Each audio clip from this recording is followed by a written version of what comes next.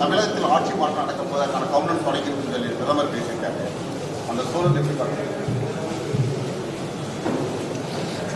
ஆட்சி மாற்றம் அப்படிங்கிறதுக்கு பொருள் என்ன? முதல்ல புதிய ஆட்சி வர, அதான் புதிய ஆட்சிங்கிறது வார்த்தையில் அண்ணன் கேட்கறது. ஆட்சி மாற்றம் அப்படிங்கிறது பொருள் என்ன? புதிய அப்படிங்கிறதுனுடைய விளக்கம் என்ன? புதிய ஆட்சி அப்படி என்ன? புதிய ஆட்சி, அந்த ஆட்சியில் ஊழல் லஞ்சம் இருக்குமா? இருக்காது. கொலை கொள்ளை பாலியல் வன்கொடுமை இருக்குமா? இருக்காது. அந்த ஆட்சியில் இந்த மாதிரி இந்த சாராய கடைகள் இருக்குமா? இல்லை மூடப்படுமா? அந்த ஆட்சியில் ஆறு மணல் அள்ளப்படுமா? மலைகள் மணலாக நொறுக்கி கோரியா வெட்டி ஏற்றப்படுமா? இல்லை தடுக்கப்படுமா? நிலத்தின் வளங்கள் எல்லாம் கொள்ளையடிக்கப்படுமா? இல்லை பாதுகாக்கப்படுமா? என்ன செய்யப்படும்? கல்வியின் தரம் அப்படியே உயர்ந்துருமா? தனியார் முதலாளிகளுக்கு இணையான தரத்தில் அரசு குடிகளுக்கு கல்வியை கொடுத்துருமா? தனியார் மருத்துவமனை அப்போலோ ராமச்சந்திரா, எம்ஜி ராமச்சந்திரா அல்லது காவிரிக்கு இணையான மருத்துவத்தை தாத்தா பேரில் எம்ஜி இது ஓமந்தூரார் பேரில் இருக்க அரசு மருத்துவமனையில் தரத்தை உயர்த்திடுமா? இல்லை. என்ன நடந்துரும்? புதிய ஆட்சினா என்ன ஆட்சி? பசி இல்லாத மக்கள் உறங்க போவாங்களா? என்ன நடந்துரும்னு சொல்லுங்க. புதிய ஆட்சி இதுவரை இருந்ததுலேருந்து புதுசு என்ன? புதுசு சாலை சரியா போட்டுருவீங்க, தடையற்ற மின்சாரம் கொடுத்துருவீங்க, போக்குவரத்து சரியாயிரும். என்ன இங்க பெண்களுக்கு மட்டும் இலவச பஸ் பாஸ், நீங்க ஆண்களுக்கு இலவச பஸ் பாஸ், மொத்தமா பஸ்ஸை சும்மா ஓட்டுவீங்க. கண்டக்டர் காசு, டிரைவர் காசு யாரு? எங்க சொத்தை வித்துட்டு வந்து கொடுப்பீங்களா? எங்க கிட்ட இருந்து எடுத்து கொடுப்பீங்களா? இதுல என்ன? இதெல்லாம் இது ஒரு ஆட்சி, இது ஒரு ஆட்சி மாற்றம். இதுல என்ன ஆட்சி மாறி என்ன ஆகுது? போன தடவை இவர் தான் இருந்தார் ஐயா, எடப்பாடி ஐயா. இப்ப இந்த தடவை இவர் இருக்கிறப்ப திருப்பி ஆளை மாத்தி மாத்தி உட்கார வைப்பீங்க. ஆட்சி முறை மாறுமா? ஊழல் லஞ்சமற்ற உண்மையும் நேர்மையான நிர்வாகம் வருமா? அதான கேள்விங்க. பசி பஞ்சமில்லாத ஒரு நாடா இதை படைப்பீங்களா? பாலுக்கலாத குழந்தை, வேலைக்கு அலையாத இளைஞன், கல்விக்கு இயங்காத மாணவன், இதுதான் என் கனவு இந்தியானா அடிமை இந்தியாவில் இந்த முழக்கத்தை முன் வச்சான் பகத்சிங். விடுதலை பெற்று 80 ஆண்டுகள் தொற்றுச்சு. இன்னும் அந்த முழக்கம் அப்படியே தான் இருக்கு. 28 விழுக்காடு மக்கள் இரவு உணவு இல்லாம தூங்க போறாங்க. பல கோடிக்கணக்கான பச்சிளம் குழந்தைகள் பசியோடு படுக்கச்சு. இந்த கொடுமையை துடைக்க வழி இல்லை. தாலிக்கு தங்கம் கொடுப்பாங்க, அதே குடிக்க வச்சு அதே தாலியை அவங்களே அறுப்பாங்க. இதெல்லாம் ஒரு ஆட்சி முறை, இதெல்லாம் ஒரு ஆட்சி. போய்கிட்டே இருக்கும்போது பேருந்து சக்கரம் கலந்து ஓடும். இந்த பஸ் ஓசையா ஓடனா இல்லை காயிலாங்கலையில் போடக்கூடிய பழைய இரும்பைலாம் பஸ்ன்னு கட்டி ஓட்டிக்கிட்டு பண்ற பாடு. ரேஷன் அரிசி போடுறீங்க இலவசம். எந்த அமைச்சர் வீட்டில் அதை வாங்கி சமைப்பீங்க? எந்த சட்டமன்ற உறுப்பினர், பாராளுமன்ற உறுப்பினர், அது மாமன்ற உறுப்பினர் வீட்டில் சமைப்பீங்க? தரம் இருக்க? ஒரே நெல் ஒரே அரிசி கடைக்கு விற்பனைக்கு போகும்போது தரமா இருக்கு. அதே நெல் அதே அரிசி மக்களுக்கு சேவைக்கு மக்கள் விநியோகத்துக்கு வரும்போது நாத்தம் அடிக்குது. இடையில என்ன நடக்குது?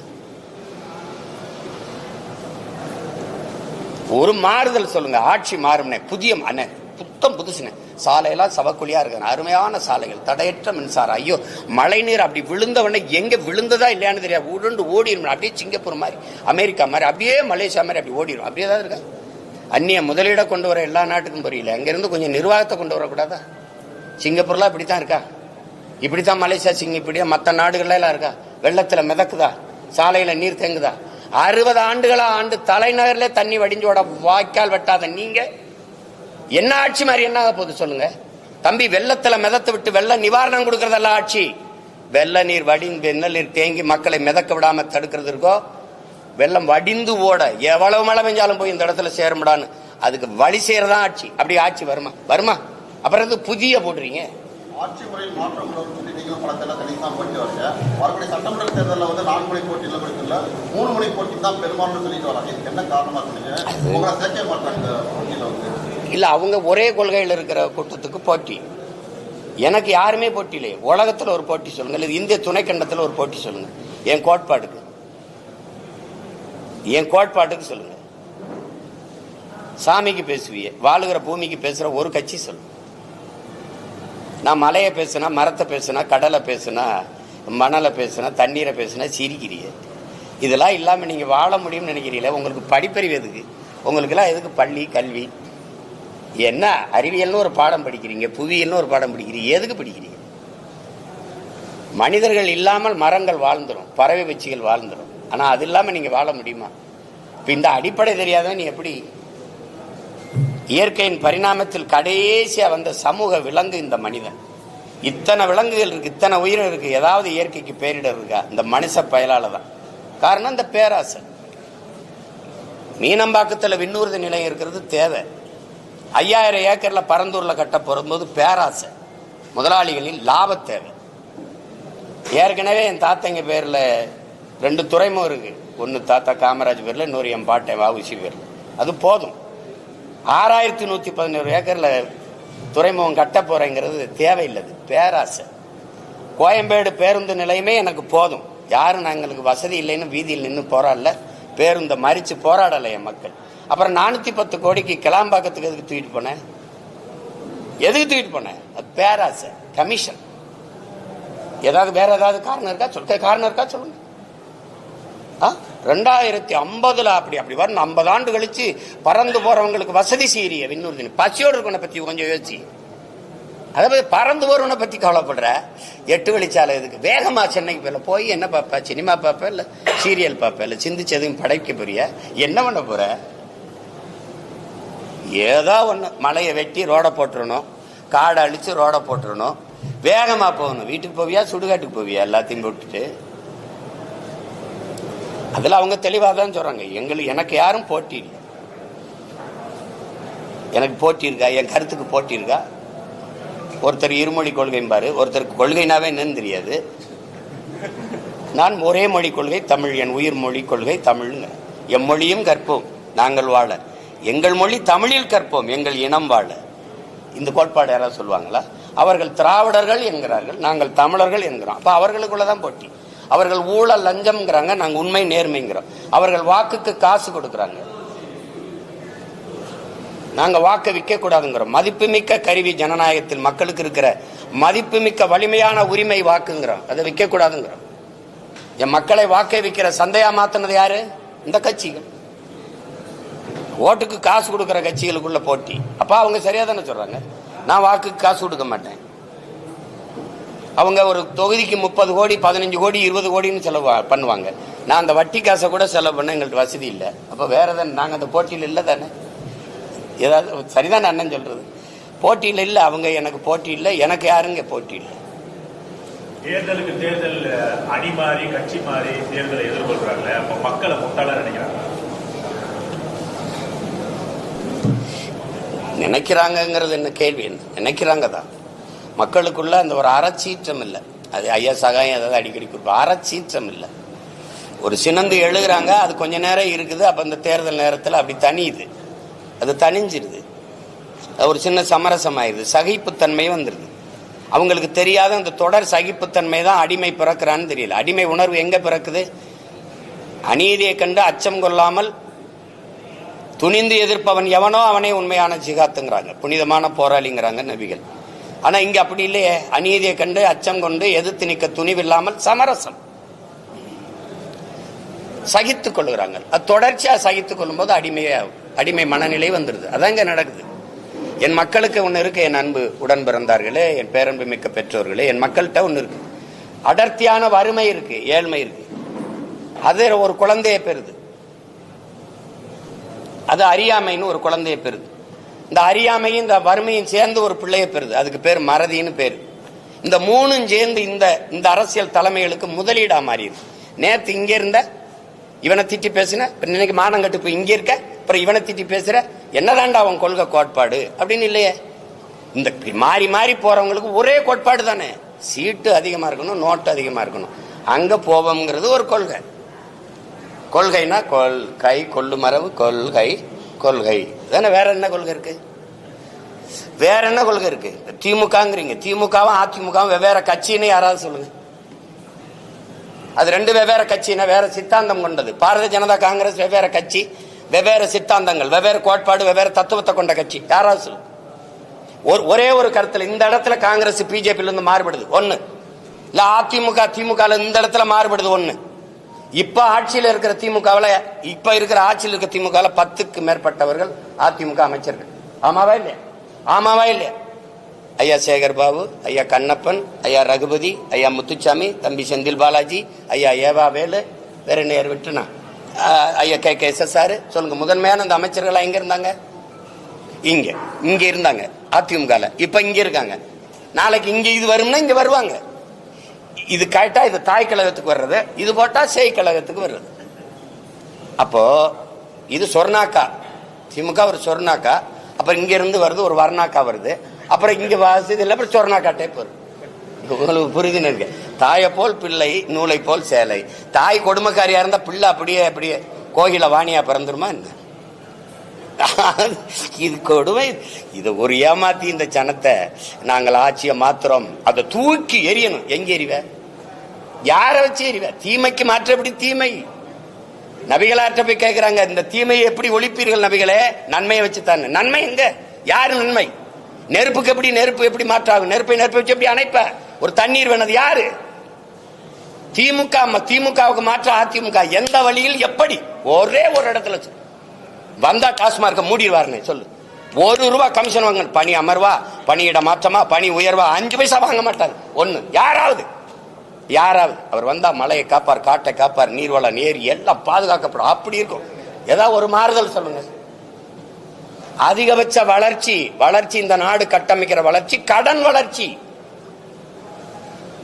5 லட்சம் கோடியில் விட்டு போய் 10 லட்சம் கோடி கடன் வளர்ச்சி. வேற எது வளர்ச்சி இருக்கு தம்பி? நீங்க சொல்லுங்க. எல்லாம் படிச்ச பிள்ளைங்க தானே, ஒண்ணு சொல்லுங்க. என்ன வளர்ச்சி இருக்கு? சும்மா பேசிக்கிறலாம். கூட்டணி வச்சு கூடி கொள்ளையடிச்சா சரியாயிருமா?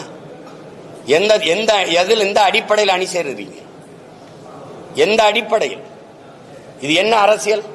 தேர்தல் வந்தவொடனே யார் எங்க போறது, அவர்கள்ட்ட எவ்வளவு பேசுறது, இவள்கிட்ட இது கேவலம். இதெல்லாம் இந்த பேரம் பேசுறது பொலிட்டிக்கல் ரெவல்யூஷன் அப்படின்னு தான் வருது. எல்லாம் அரசியல் மாறுதல், அரசியல் புரட்சி அப்படின்னு தான் வர்றாங்க. அப்புறம் அது அரசியல் பிசினஸ் ஆகுது, பொலிட்டிக்கல் பிசினஸ் ஆகுது. கடைசியா எங்க வருது? கொச்சையா சொன்னது.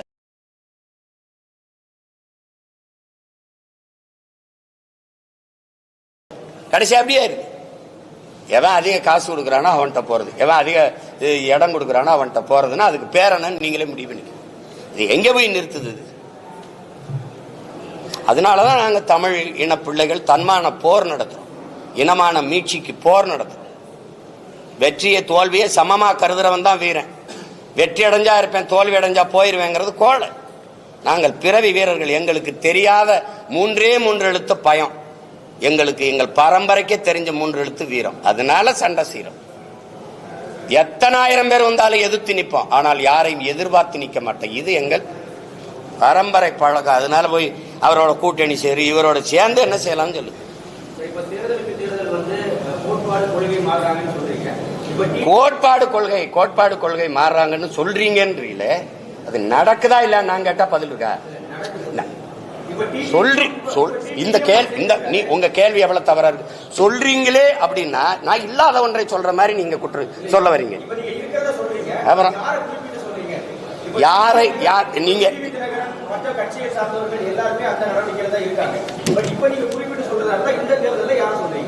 இந்த தேர்தலில் யார் யார் மாறி மாறி போறாங்களோ அதை சொல்லுங்க.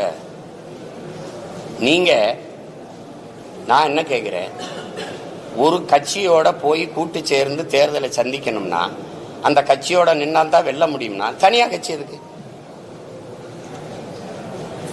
ஒன்னும் பேச மாட்டேங்கிறீங்க.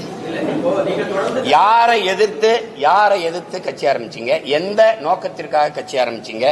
எந்த லட்சியத்திற்காக கட்சி ஆரம்பிச்சீங்க? இந்த கேள்விக்கு என்ன பதில் வச்சிருக்கீங்க?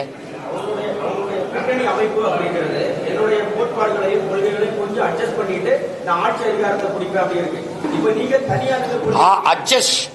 பண்ணி நீங்க அட்ஜஸ்ட் பண்ணுங்க, ஆட்சி அதிகாரத்தை பிடிங்க. என்னத்தை பண்ணீங்க? அட்ஜஸ்ட் பண்ணி ஆட்சி அதிகாரத்தை பிடிச்சு மக்களுக்கு செஞ்ச ஒரே ஒரு நல்லது, ஒரு நல்லது தான் கேட்கிறேன். ஒரு நல்லது. கூட்டணி போயிட்டிய மாறி மாறி இங்க போனீங்க 5 வருஷம் இருந்தீங்க, இங்க போனீங்க 5 வருஷம் இருந்தீங்க, இங்க 5 வருஷம் இருந்தீங்க. இந்த கூட்டணியில இருந்து நாங்கள் சாதிச்சது இது ஒன்று சொல்லு. இப்ப எங்க அண்ணன் மது ஒழிப்பு மாநாடு போட்டாங்களா? எங்க அண்ணன் திருமாவளவன் விடுதலை சிறுத்தைகள் போட்டுச்சா? இப்ப எங்க கூட்டணியில் இருக்காங்க? திமுகவில். மது மூடாம திறந்து வச்சிருக்க பெருமகன் யாரு? அப்ப மது ஒழிப்பு மாநாடு பயனற்றதாயிருச்சா? இப்ப மதுவை ஒழிக்கிறவன் எவனும் அவனோட கூட்டணி அப்படின்னு பிடிவாதமா இருக்கணுமா இல்லையா? ஏன் இல்ல? சாதிவாரி கணக்கெடுப்பு எங்க ஐயாவுடைய கொள்கை. சாதிவாரி கணக்கெடுப்பு எடுத்து எவன் சமூக நீதியை நிலைநாட்டுறானோ அவனுக்கு தாண்டா கூட்டணி அப்படின்னு ஏன் இல்ல? அப்போ நீங்க என்ன கோரிக்கை முன்வைக்கிறீங்களோ அதை நிறைவேற்றாதவன் கூடவே போய் வலிமையை சேர்த்தா எப்படி? வலிமையை சேர்த்தா எப்படி அது நிறைவேற்றப்படும்? என்ன பேசினாலும் கிடைச்சா இங்கதான் வருவாங்கன்னா இது எப்படி இந்த கோரிக்கையை ஏற்று எப்படி இந்த கொள்கையை நிறைவேற்றுவாங்க அவங்க? எந்த ஒரு கோரிக்கை வைக்காமலே தொடர்ந்து ஒரு தைரியம் வேணும் அப்படின்னு சொல்லி அவரே பேசியிருக்காரு. கூட்டத்தில் நிக்கிறதுக்கு வீரமும் துணிவும் தேவையில்லை, தனிச்சு நிக்கிறதுக்கு தான் வீரமும் துணிவும் தேவை. அது இப்ப எங்க அண்ணனை போய் நான் எங்க அண்ணன் எடுத்த நிலைப்பாட்டை குறை சொல்லவோ இது சொல்லவோ நான் இல்லை. அது அவர் முடிவு, அவங்க நிலைப்பாடு, அது இல்லை. நாங்கள் இதுல நிக்கிறதுக்கான காரணத்தை சொல்றேன். இந்த சமரசம் என் முன்னவர்கள் செஞ்சதுனால படிப்பறிவையும் விட மேலானது பட்டறிவு.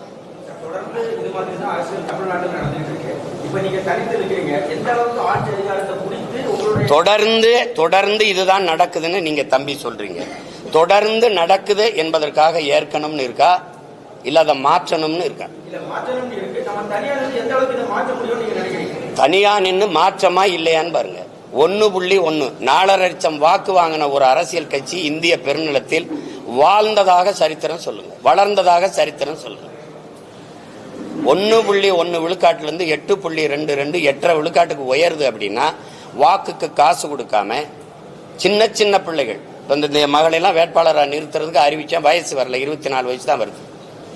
அப்ப அந்த மாதிரி சின்ன சின்ன பிள்ளைகள், அறிமுகம் இல்லாத பிள்ளைகள், அவர்களை நிறுத்தி எளிய பின்புலத்திலிருந்து வர பிள்ளைகள் வாக்குக்கு காசு கொடுக்காமல் மக்களின் நன்மதிப்பை பெற்று 36 லட்சம் வாக்கை தொட்டு 3வது பெரிய கட்சியா அங்கீகரிக்கப்பட்ட ஒரு மாநில கட்சியா உயர முடியுதுன்னா இது வளர்ச்சியா இல்லையா? இது வெற்றி அங்கீகாரமா இல்லையா? இது வெற்றியா இல்லையா?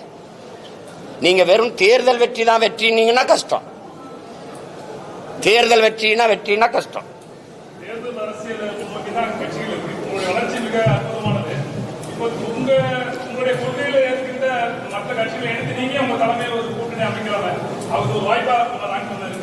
என் கொள்கையை எதிர்த்து தான் இங்க நிறைய கட்சிகள் இருக்க வழியே ஏற்று ஒரு கட்சியும் இல்ல. நீங்களே சேர்த்து விடுங்க. நீங்க எல்லாருமே பெரியாருங்கிறீங்க 3 கட்சி. நான் எங்கள் இனத்தின் முன்னோர்கள் எல்லாருமே எங்களுக்கு பெரியாருங்கிறோம்.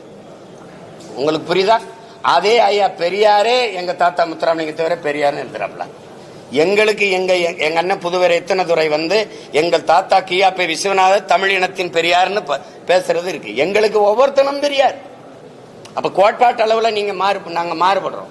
இந்திய துணைக்கண்டத்தில் இந்திய பெருநிலத்தில் எந்த ஒரு இனம் தன்னை திராவிடன் என்று வரையறுத்துக் கொள்ளும்.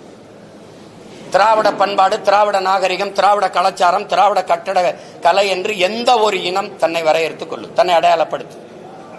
என்னை ஏன் உலகத்தின் தொல்குடியை மூத்த ஒரு பேரினத்தை, என்னை ஏன் என் அடையாளத்தை திராவிட அடையாளமா மறைக்கிறேன்? சாதிய இழிவை தொடைத்தெறிய போராடுவதை விட செத்து ஒழிவது மேலானது. தொடைத்தெறிய போராடாமல் இருப்பதை விட செத்து ஒழிவதே மேலானதுன்னார் புரட்சியாளர் அண்ணல் அம்பேத்கர். அதே தான் நாங்க நினைக்கிறேன். எங்க மேல் சுமத்தப்பட்ட திராவிட இழிவை தொடைத்தெறிய போராடாமல் இருப்பதை விட செத்து ஒழிவதே மேலானதுன்னு நினைக்கிறேன். யார் என்ன எதுக்கு நீ திராவிடங்கிற? என் மொழி தமிழ், என் இன அடையாளம் தமிழன். அதுல எதுக்கு நான் மட்டும் திராவிடனா இருக்கணும்? தமிழர் என்றால் யார் யார் தமிழர்னு கேட்குறீங்க. சரி, திராவிடர் என்றால் யார் யார் திராவிடர்னா பதில் சொல்லுங்க. நான் யார் யார் தமிழர்னு சொல்லுங்க.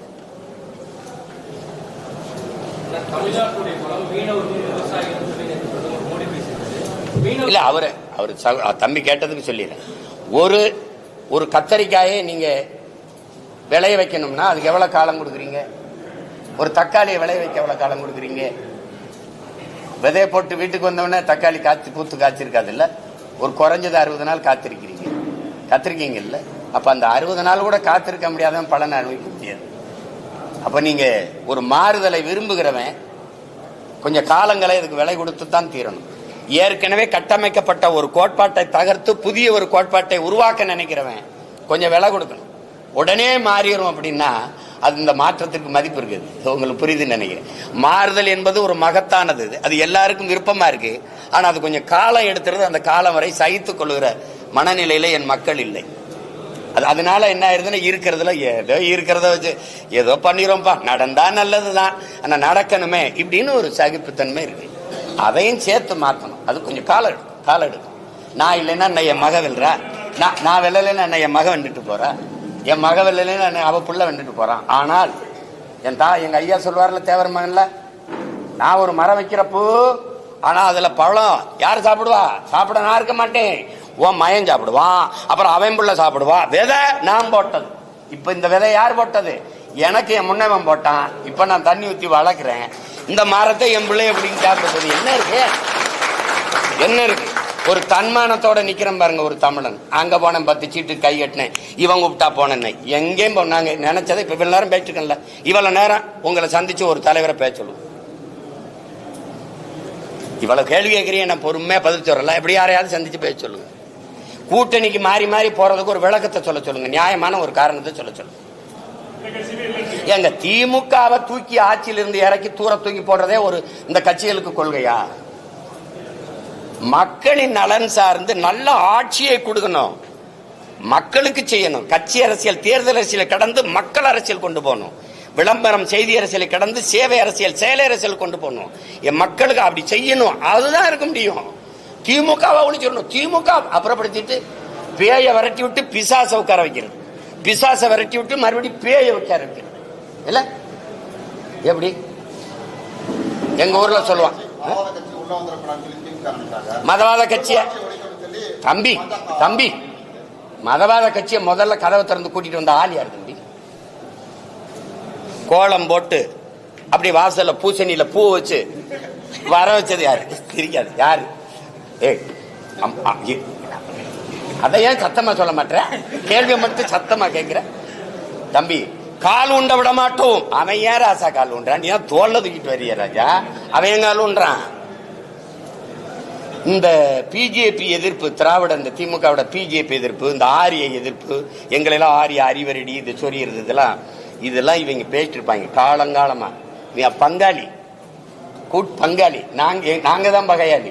இந்த ஐயா பாக்கியராஜ் சின்ன வீடுன்னு ஒரு படம் எடுத்திருக்காப்ல, அந்த படத்தை நீங்க சுவரொட்டியை பாருங்க, இப்ப கூட தட்டி பாருங்க. அந்த அம்மாவை அந்த கல்பனாவை இப்படி கட்டி பிடிச்சுக்கிறாப்ல, இப்படி இந்த அம்மாவை இந்த பக்கம் பார்க்க விட மாட்டாப்ல, இப்படி கட்டி பிடிச்சிட்டு இந்த பக்கம் சின்ன விட ஒரு அப்பாட்டி ஒரு அம்மா வச்சிருப்பாப்ல, அந்த அம்மாவுக்கு பூவை கொடுத்துருப்பாப்ல. இதுக்கு பேர் என்ன தெரியுங்களா? திராவிடத்தின் ஆரிய எதிர்ப்பு. பிஜேபியை நுழைவிடாம இருக்கிறது. இங்க வந்து எங்களை அப்படி மறைச்சு முகத்தங்கிட்டு பார்க்க விடாம, ஏய் பிஜேபி உள்ள வந்துரும், ஏய் ஆர்எஸ்எஸ், ஏய் பிஜேபி, ஏய் பிஜேபி பிடிஎம், இங்க சைட்ல புகுத்து இப்படி கேவலம். இத போய் பேச்சு. நீங்க ராஜ்நாத் சிங் ஐயா வந்து ஒய்எம்சிஏ மைதானத்தில் ஐயா கருணாநிதி அவர்கள் பணத்தை வெளியிடும் போது 5 ஆண்டு கால பாரதிய ஜனதா ஆட்சியை நிலைக்க வச்சு நாடெங்கிலும் பாரதிய ஜனதா வேலுன்றதுக்கு பரவுவதற்கு காரணமா இருந்த பெருந்தகைன்னு சொன்னாரா? இல்லை. காணொலி உங்களுக்கு அனுப்பிட்டா நீங்க போடுறீங்களா? இல்ல நீங்க எல்லாம் ஒளிபரப்புனீங்களே. ஏதோ சும்மா சொல்லிக்கிட்டு இருப்பாங்க தம்பி, உள்ள வந்துரும் உள்ள எங்கிட்டு வரும்? நீங்க ஒரு பேச்சு, நீங்க ஈவேராவை எதிர்த்தால் ஆரிய அந்த பிஜேபி மதவாத கும்பலுக்கு வாய்ப்பு, அது வளர்ந்து வரும். எப்படி வளரும்? இந்த செடிக்கு தண்ணி ஊத்துனா இந்த செடி தான் வளரணும்னு சொல்லணும். இந்த செடிக்கு நீங்க தண்ணி ஊத்துங்க, இந்த செடி வளர்ந்துரும். சீமானுக்கு போட்டா பிஜேபி வந்துடும். டேய் எனக்கு போட்டா நான் தாண்டா வருவேன். இந்த அடிப்படை அறிவு கூட இல்ல. நம்ம வீட்டுல சுவிட்ச் போட்டா அந்த வீட்டுல எரியுங்கிறது ஒரு கூமட்ட கூட்டத்தை வச்சுக்கிட்டு நீங்க என்ன தேவை பேசிட்டு இருக்கிறது. எங்க எதிர்த்தாவன்? ஒரு ஈடின்னு போடுங்க, ஈடி இந்தா வர்றேன் மோடி ஓடின்னு போடுறது. அப்புறம் போட்டு என்ன எல்லாம் தெரிஞ்சுக்கிட்டு என்னை போட்டு கேட்டு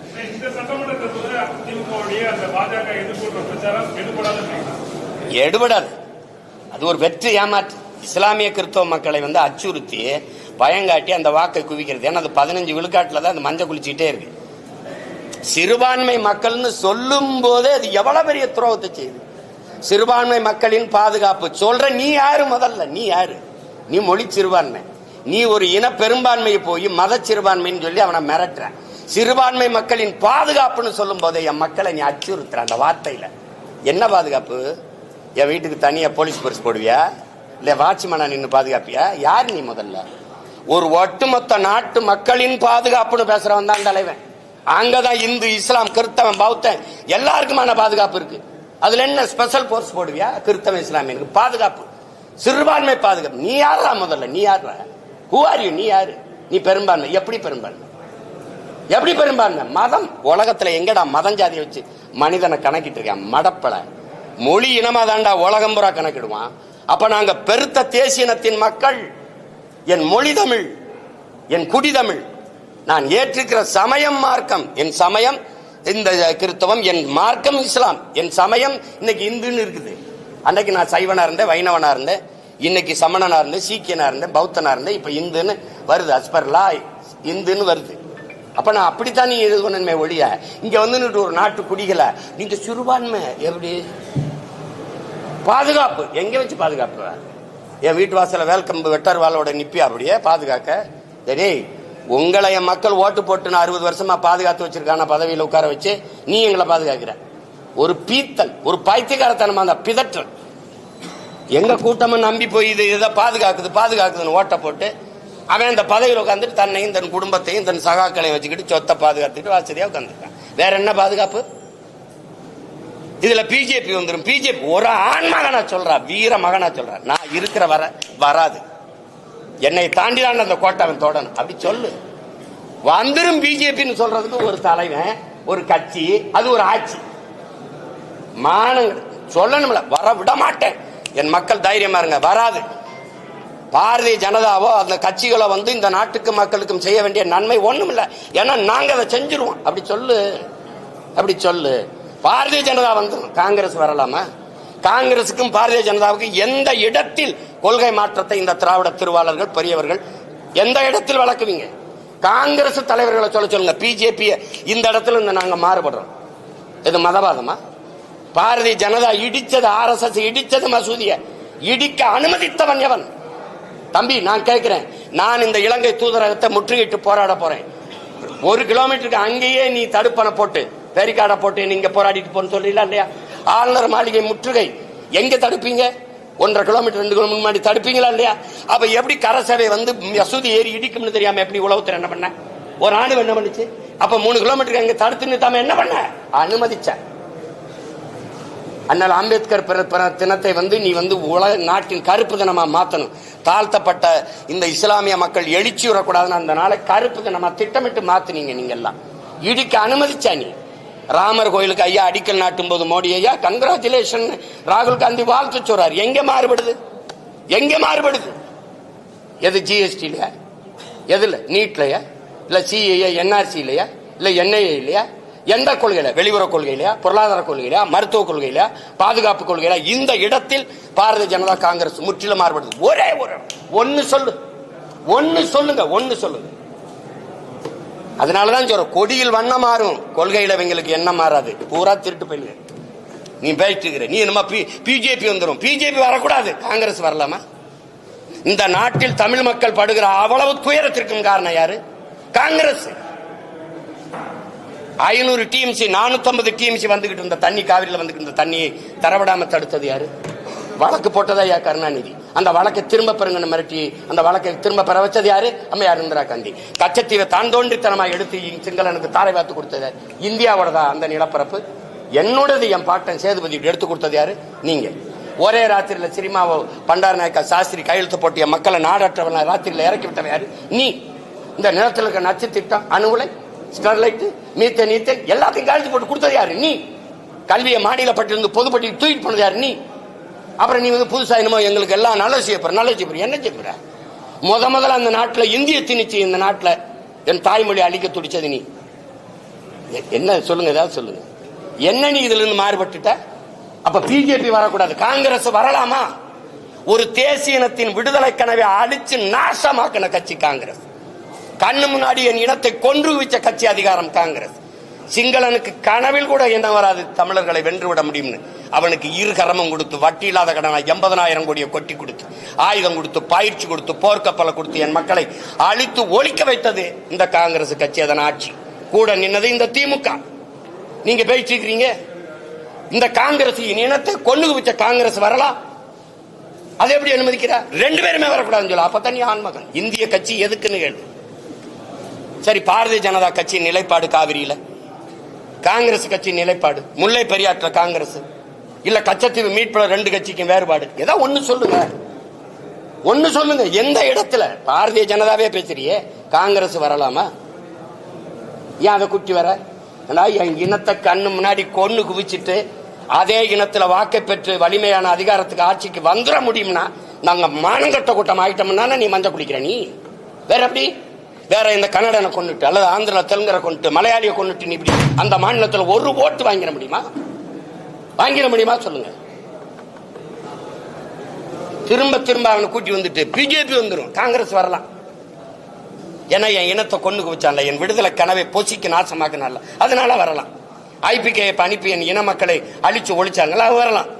காவிரி நதிநீர் உரிமை பறி கொடுக்க வச்சால வரலாம். கச்சத்தீவை எடுத்து அது கொடுத்ததான்னு சொன்னா அதனால வரலாம். என்னது? எத்தனை காலத்துக்கு இதையே பேசிட்டு தீருவீங்க தம்பி? எத்தனை காலத்துக்கு இதையே பேசிட்டு தீருவாங்க இவங்க? ஒரே ஒரு காங்கிரஸ் கட்சி தலைவரை இந்த பாரதிய ஜனதாவில இருந்து இந்த இடத்துல நாங்க மாறுபடுறோம். அது மதவாத கட்சி, நீ மிதவாத கட்சியா? அவன் we are all Hindus சும்பா, நீ yes we are all Hindus சும்பா. வேற அவன் சவுண்ட் இந்துத்துவா, நீ சாப்பிட்டு இந்துத்துவா. வேற என்ன சொல்லுங்க? 100 விழுக்காடு இந்துக்கள் பிஜேபி, 90 விழுக்காடு இந்துக்கள் திமுக. நான் சொல்லல, தலைவரே சொல்றாரு என் கட்சியில 90 விழுக்காடு இந்துக்கள். இது பிஜேபியின் பீட்டியமா நாங்க பீட்டியமா? சொல்லுங்கப்பா. என்ன என்ன எத்தனை காலத்துக்கு இந்த ஃப்ராடு, இந்த புழுகுனி வேலையை செஞ்சுக்கிட்டு வண்டி ஓட்டிட்டு ஒரு வீர மகனா நின்னா நீ கவலைப்படாம இரு, வரமாட்டான், நான் இருக்கேன் அப்படி சொல்லு. வந்துருவான் வந்துருவான். இதை சொல்றதுக்கு வந்த பிறகு என்ன பண்றது? வாத்தியாருக்கு சம்பளம் கொடுக்க முடியல, எல்லா காசையும் வச்சுக்கிட்டு தரமாட்டேங்குது. இந்த புலம்புறதுக்கு ஒரு அதிகாரம், 40 பாராளுமன்றம், அதுக்கு ஒரு ஆட்சி. ஏய் என் காசை தரலாம், உனக்கு எதுக்குடா நான் வரி கொடுக்கணும்? ஜிஎஸ்டி கிடையாதுடா, தர முடியாதா? சொல்ல முடியாது. சொன்னா என்ன வேணும்? ஈடி, அப்புறம் வார ஓடி, வெரி சாரி மோடி. இதானே? இது ஒரு கேவலம். இது ஒரு கட்சிகள் ஆட்சிகள். இதுக்கு